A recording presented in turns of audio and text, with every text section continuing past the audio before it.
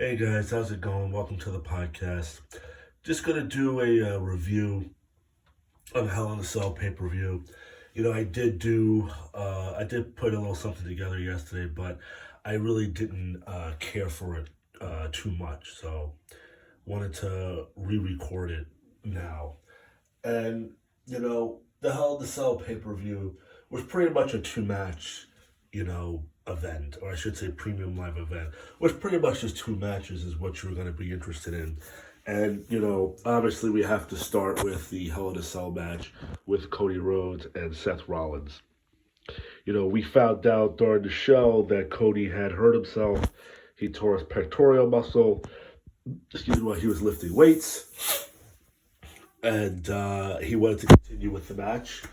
And, what we saw after he took his coat off is pretty much what you expected to see. It's very reminiscent, if you remember, I believe it was 2018. I could be off on a year. I believe it was 2018 Crown Jewel, the dreadful match of DX versus Brothers of Destruction, where Triple H tore his pectoral muscle. And if you remember, after the match, Triple H took a picture in his hotel room of the aftermath of the injury, and as you can tell, it was very identical to that of Cody Rhodes. So that's what I was pretty much expecting to see. Um, you know, Corey Graves was not kidding. I think if you were really paying attention, you heard the gasp in the audience when he took his jacket off because you wonder how much did the audience know? Did they make an announcement during the show while they were showing something and we didn't know? Um, or were they looking online or whatever? But kudos to him for going through with the match. I mean, clearly he cared about the people who showed up, who paid the money to see the match, and didn't want to have somebody standing in his place to do the match. So, hats off to him. With that mindset, I do get it, but I also thought it was, very unnecessary for him to put himself, in further risk of injury, possibly extending his recovery time. I mean, obviously he was able to do the match, or I should say he was allowed to do the match. I can't see the doctors and Vince saying no, and he's like, "Well, I'm going to do it." He goes out there anyway. I would guess that the doctors said technically he can still do the match, but it's advised that he doesn't. Maybe they gave him something to help, with the pain. I mean, if you saw as he was coming out making his entrance, he was really limiting raising his right arm. But the match itself was great. The story was great.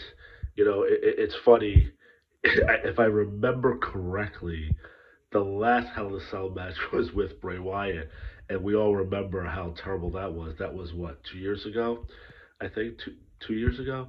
That Hell in a Cell match was with the terrible ending, and everybody just completely shit on it. And I guess he was like, yeah, I have to like just erase that from everybody's mind. And when they think Seth Rollins Hell in a Cell match, you're gonna think Cody Rhodes June 5th, 2022, Chicago. So nice touch with the polka dots. And that's the thing you got to give to Seth. When he wrestled Rey Mysterio, or no, I'm sorry, I think when he wrestled Dominic Mysterio at SummerSlam, he wore the same gear that Mysterio wore. Excuse me, in a match against Eddie Guerrero back in WCW, and I just thought that was a nice touch. And remember, earlier this year, he wore the Shield getup when he faced Roman. So just those little details that Seth puts into his matches is why Seth is so great. And you might find him annoying, you might find him overrated, but he's talented and he knows how to tell a story and put those little pieces in it that just gets you more into it. Um, and then the ending with the sledgehammer, the homage to Triple H. He was Seth's mentor, and then Cody destroying, the throne of Triple H in AEW with the sledgehammer. So, everything just tied together very well, and you sort of wish, WWE would just make that a norm rather than sometimes trying to ignore things that we know happened and make sense. One of the criticisms when they did the Triple H and Undertaker WrestleMania 27, they completely ignored that they faced each other before at 17. And, it's like we all know they did. Why are we acting like this is the first time that they met? And then it wasn't until afterwards, the next night, that Triple H acknowledged, yes, I faced Undertaker before. So just sometimes, WWE, I don't know why, like they just like to ignore, certain pieces of history. And it's even funny with Seth Rollins at one time when they were doing the feud with Roman earlier this year, he mentioned Moxley.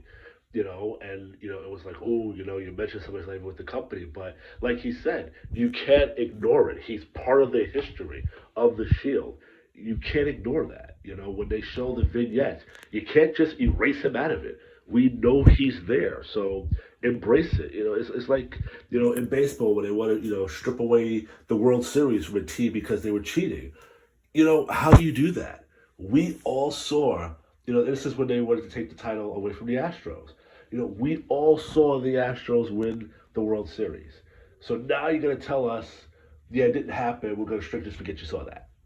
You know, so that's one of the reasons why I like Seth is that he just puts that continuity into it.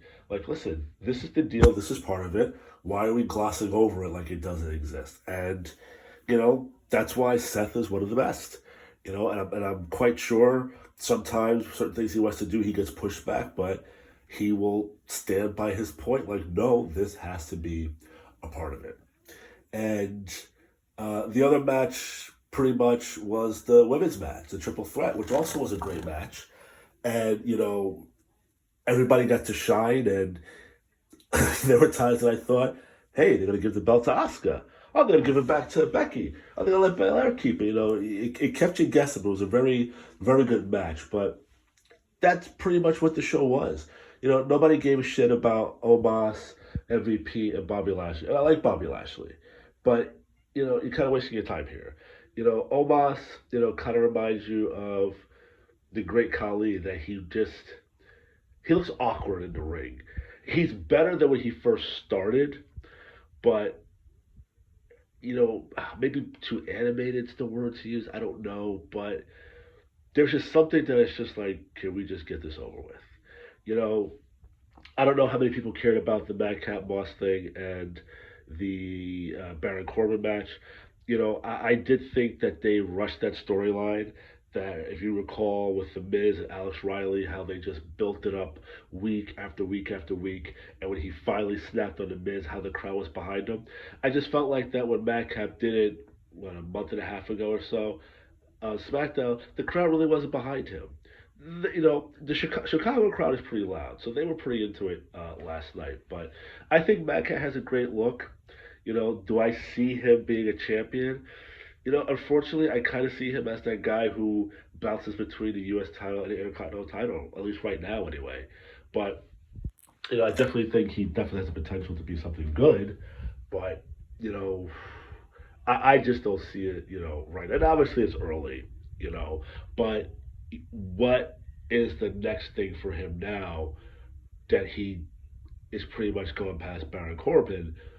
Where does he go next? He's a face, so it's not like he can go challenge Ricochet for the Intercontinental Championship.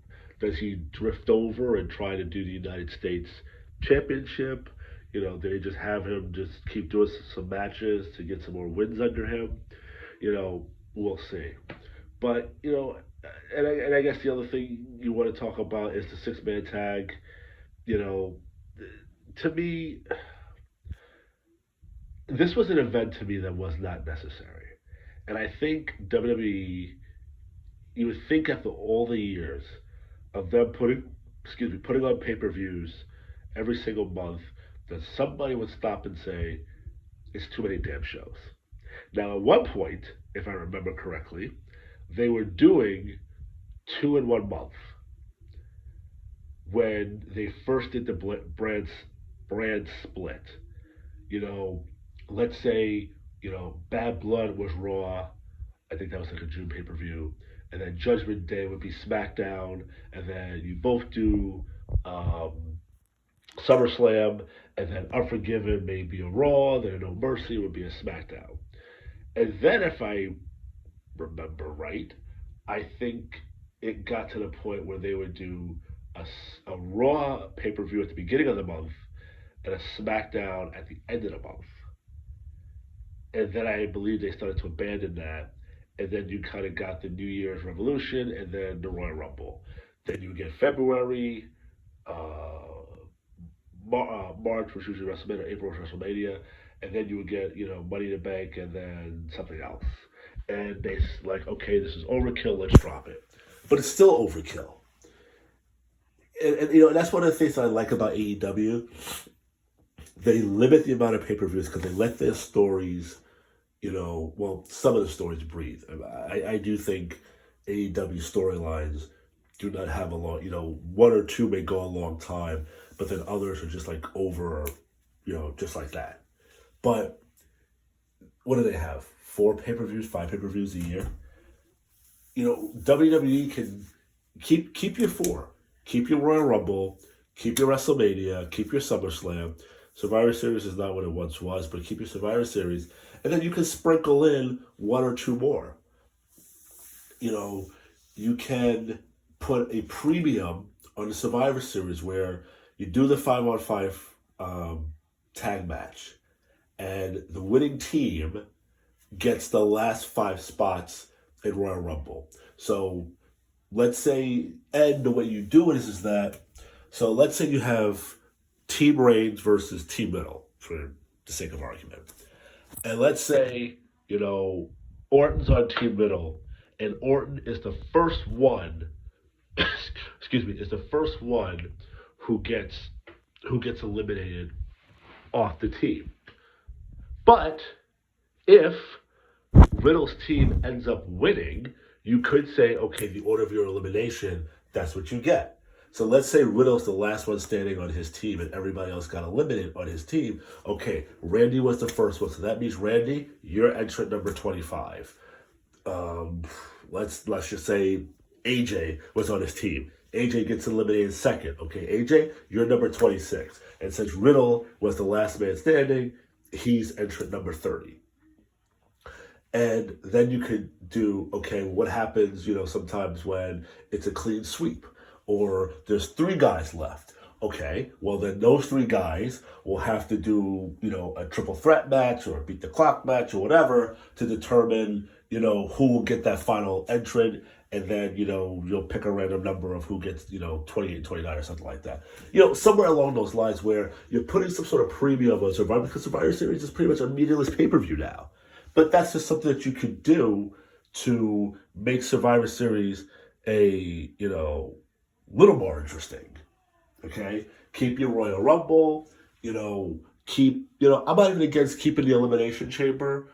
That's a good one that, okay, well, you don't win the Royal Rumble, but you have a second opportunity. Now you can say, well, now that kind of waters down, your sense of urgency to want to win the Royal Rumble. Not necessarily, because you can say, listen, I don't want to be in that structure. I don't want to be with all that steel. I don't want to be in there with 5 other guys. I just want to get this over with, win the Royal Rumble, so I can focus on WrestleMania. I don't want to have to get into the Elimination Chamber. Now, you might say, well, you don't need that now if they stick with, the 2 belts on the one person. If they split the belts again, well, then that makes more sense because, you'll have to wait to see who the Royal Rumble winner picks.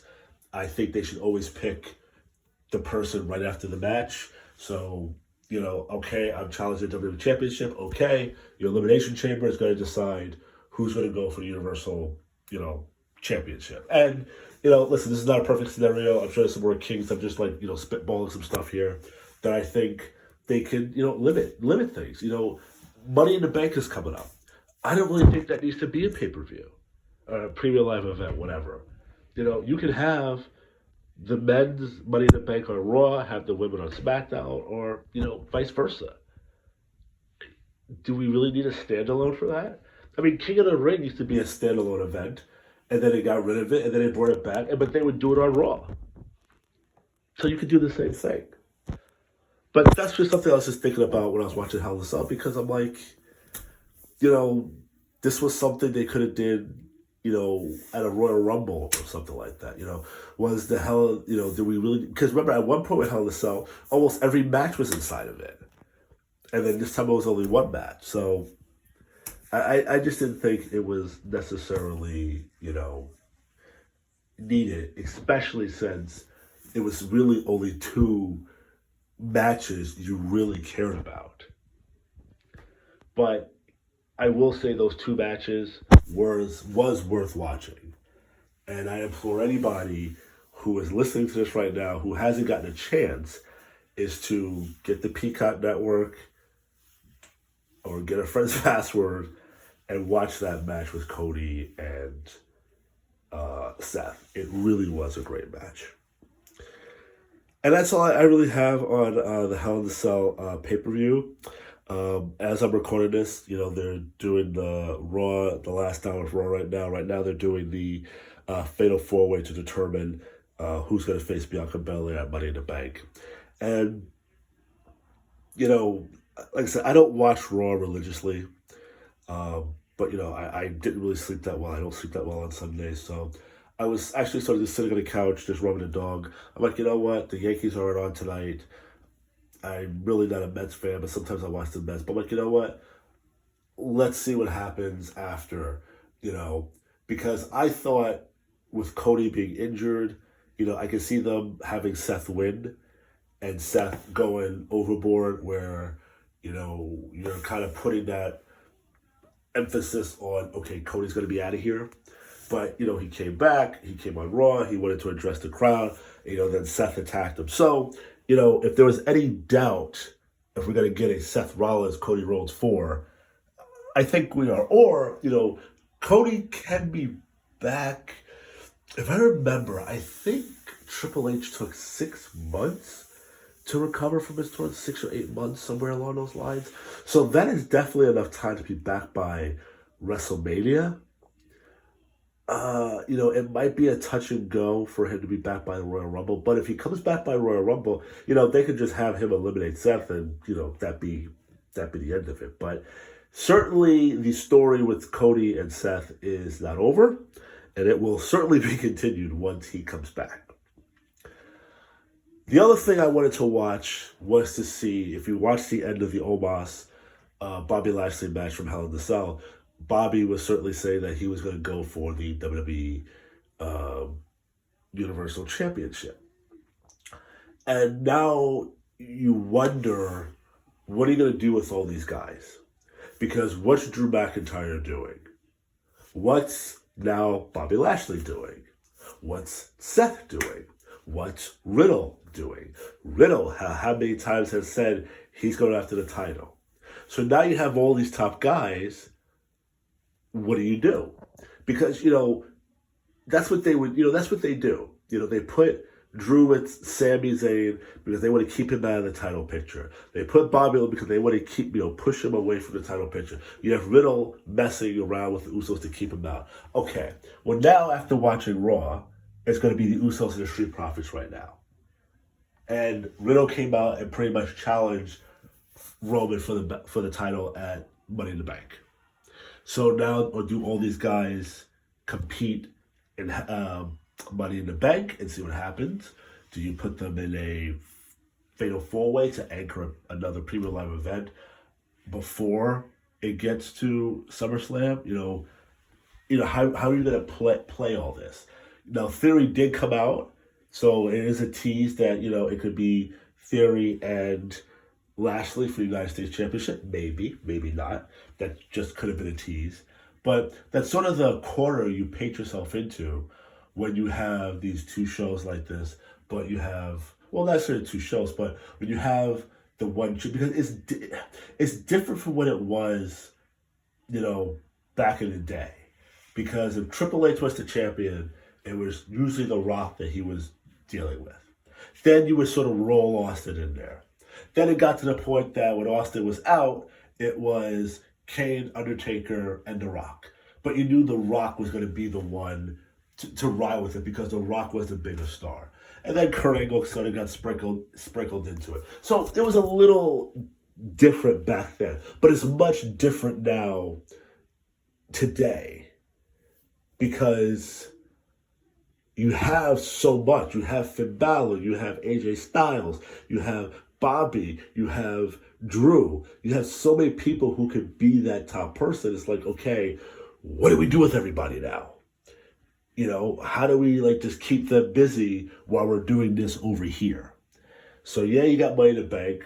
I don't think all of them should be in Money in the Bank, but we got a few more weeks so we can kind of see where they're gonna go with that. Is Roman gonna be there anyway? Is he just gonna dismiss Riddle? Are they gonna do an injury angle with Riddle to sort of get him out of the picture? We'll see what happens on SmackDown if he's gonna answer him. We can see what happens on SmackDown. They might give you some direction what they're gonna do with Drew McIntyre next. So we kind of know what they're doing with Finn Balor, which is a little weird. The Judgment Day stable really hadn't gotten off the ground yet. I mean, it just started at WrestleMania when Damian Priest came in. And then last month, Rhea got there. And you're breaking them up already? You're throwing Edge out already to put Finn Balor in as the leader? Now, I'm not hating on the fact that they picked Finn Balor because Finn Balor has floundered for God knows how long, ever since he's been back on the main roster. He went back to NXT and, he flourished. But he has not done anything of significance on the main roster, since he first came up? But Jesus God, how far back was that? Was that 2016, 2018 or something like that when he wrestled Seth Rollins at SummerSlam? He won the Universal title, but then he got hurt that same night, has relinquished it. And what has he done since? Yeah, he's been Intercontinental Champion, but, we never got that run. And then you had him teaming with AJ, so it's like, okay, we're gonna get a little bit of the Bullet Club, and hey, you could have spun that off with them messing with the Usos. But now you have Finn Balor. I don't know if they're gonna keep the name Judgment Day, but leading Judgment Day now, and now Edge is out. Now, did you end it because you thought it didn't fit with Edge anymore? Did you end it because Edge is hurt and you just need to write him off TV? Is that you like, you know what, we need more baby? It just seemed and trust me, they do that all the time. It just seems out of the blue, why are we shifting Finn in and taking Edge out? And as Corey said, Edge, alienated himself, so there was nobody to come, because I'm telling you, if AJ Styles came out, that would have made absolutely no sense. So now you're telling me after AJ and Edge have been feuding, is Edge going to come back now and say, listen, AJ, now I need you to help me take down these guys? What sense does that make? As of now, there is no issue between AJ and Finn Balor. So, I mean, they'll find one,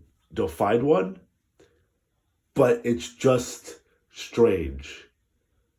If you did this 6 months from now, I would say okay, because you gave time for it to breathe. But you really didn't. And you're changing course. And I would just love to know the reason why. I mean, yes, the crowd did cheer for Edge when he was, getting, double teamed. And it's good because Finn Balor does need something to do. It's just, why now? That's the part that's confusing. Why now? And the group has done nothing of significance. I could see if Damian, challenged for the Intercontinental Championship and Rhea challenged for the Women's Championship a couple of times, and they failed and lost. And then I could see Finn coming in saying, listen, he's the wrong voice. Under me, you'll get the titles. I can see that going down the line. But again, if you gave that story time to breathe.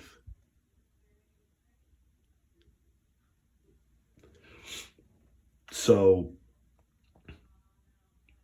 why? Yes, Finn needs something to do. Finn just needs to be relevant. But it was just an odd way to go about it. I don't know who won the Fatal 4-Way. Since it was alluded to, I guess it'll be Rhea. But I don't think the story's over with Becky Lynch. So I wouldn't be surprised if you saw Becky versus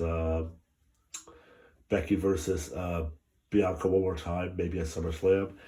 Bailey is waiting in the wings. We might get a Bailey versus Bianca at some point. Bailey also could be in the women's Money in the Bank. You never know. So lots to think about. I'm sort of overlooking Money in the Bank, but lots to think about getting into SummerSlam, which is next month. I believe it's July 31st. The first time it's not going to be in August. So it's interesting to see what we're building to. Because right now everything is just up in the air.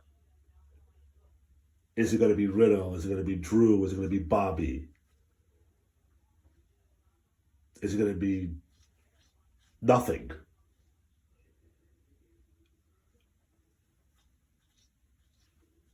Who's going to be the challenger for Bianca? Who's going to be the challenger for Ronda? Which, so far her reign of SmackDown has been a snooze fest. Nobody cares. And the problem is you have nobody who gives you that legitimate, okay, this is the person that could actually probably beat her. You have nobody, with the exception of Shayna Baszler, who you have made a joke since she took her character over from Paul Heyman. You have made her a joke. There is nobody who you could put up against Ronda, and there's one person, which is Charlotte. But do you want to keep going down that road and using Charlotte Flair? You might have to. Because who are you going to get to take that title off of Ronda Rousey? I've talked about in past podcasts about how you could have built up Naomi to do it, but Naomi's gone right now. And I say right now because I think she will come back down the road. And I do have a follow-up on that, some thoughts on that I will post by the end of the week. But there's a lot of question marks right now of where the direction of things are going. What are we doing with Seth now? Cody's gone. What are we doing with him?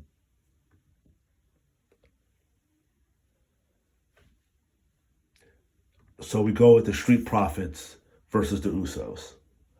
I think we all know how that storyline's going to end. There's no reason to, as I said, you want to give something realism. Even though we know the Usos are not losing those tag titles anytime soon, you still want us to get us to believe, okay, this could happen. And I think if you went with the team of AJ and Finn Balor, the Bullet Club, I think you would have gotten that. I think you would have gotten fans maybe they will pull that trigger. So, as I always say, all we can do is just wait and see what happens.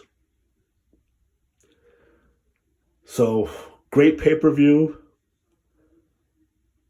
but somewhat confusing Raw, somewhat of an open-ended Raw, and now we'll see what is going to happen Friday on SmackDown. So enjoy the rest of your Monday night. I'm going to go to bed, and I will post a video just doing a quick little updated thoughts on the Sasha Banks Naomi. There was a little bit of a more drip that came out a few days ago.